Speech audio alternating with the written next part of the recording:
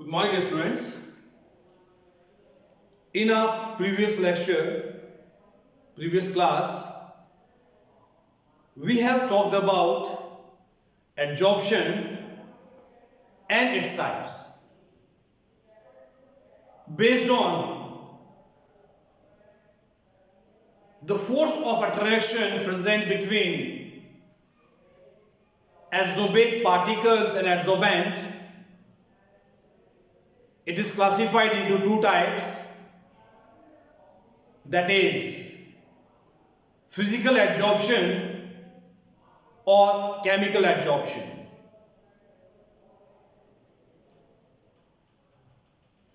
There we have talked that in physical adsorption, weak van der Waals force of attraction are present between adsorbate and adsorbent. While on the other side, in chemical adsorption, strong chemical forces are present. Their chemical reaction takes place.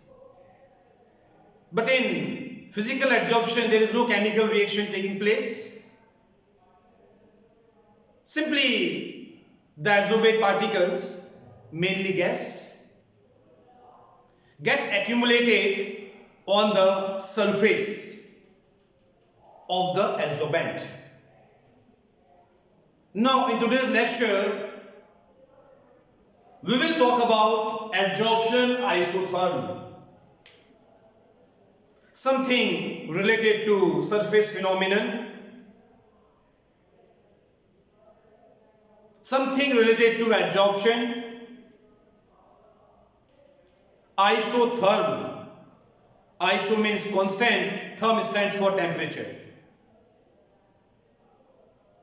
So something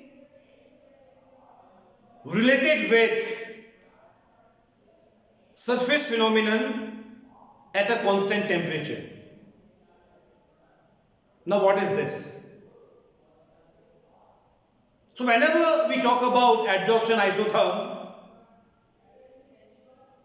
then we always talk about extent of adsorption and pressure. How the value of extent of adsorption changes with change in pressure at constant temperature. Will it increase or decrease? Now the next term is your extent of adsorption. It is represented as x by m, where x is your mass of adsorbate and m is your mass of adsorbent. How much mass of adsorbate is adsorbed per unit mass of adsorbent? If the value of x is more amount of gas or more amount of adsorbate is adsorbed on the surface of adsorbent, then we will say that extent of adsorption is more. Clear? So here we will talk about the relationship between extent of adsorption and pressure. Friendlich was the first scientist who gave the quantitative relationship between extent of adsorption and pressure, and according to him, the expression was x by m is equals to k into p to the power 1 by n, where x by m is your extent of adsorption, p is the pressure at which we are talking about extent of adsorption, k and n are constant. Its value depends on the nature of adsorbent and nature of adsorbate. So when x by m is plotted, against P, then the curve or the graph look like this. X by M at y-axis and P at x-axis. So when pressure is increased at temperature T1, then value of X by M will increase. We are increasing the pressure over the gas. So initially value of X by M will increase. We get the maximum value. After that there will be no increase observed in the value of X by M. The pressure at which we get the maximum value of X by M is called saturation pressure.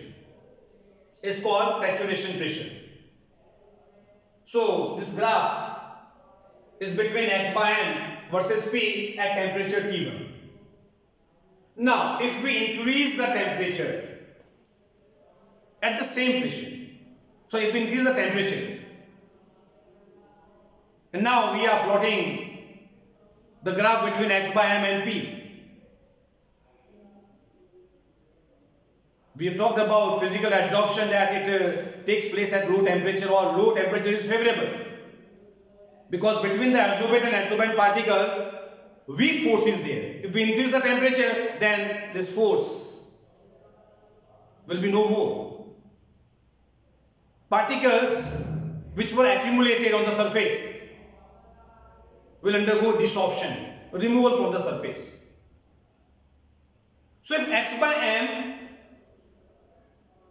is plotted versus P at temperature T2, where value of T2 is more than T1, then definitely the value of X by M will be less if it is compared with T1. So initially it starts increasing, reaches maximum, after that it becomes constant. There will be no more increase in the value of X by M. Again, this pressure is called saturation pressure, where we have obtained the maximum value of X by M. Now change the temperature, increase the temperature, make it T3. Value of T3 is more than T2. What happens? Value of X by M will further decrease if it is plotted with pressure P. Again, initially increase is observed. We got the maximum value of X by M. This pressure is called saturation pressure. Then it remains constant. So here T3 is more than T2, T2 is more than T1. That's why value of X by M is decreasing with P. Now this equation is having no physical significance. But if log form or logarithm form of this equation is taken, of this expression is taken, then it becomes important. So if we take log on both sides, then it becomes log X by M equals to log K plus 1 by N log P. This is the equation for Friend-Lewis isotherm. It is a straight line equation which forms intercept at y-axis. So if X by M log is taken on x-axis and log P on y-axis, then it will be a straight line equation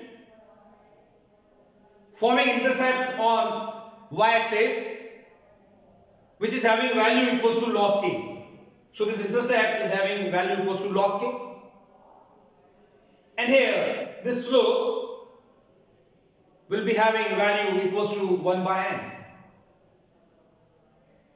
So when the expression is converted into its logarithm form, then it becomes Friend-Lewis isotherm.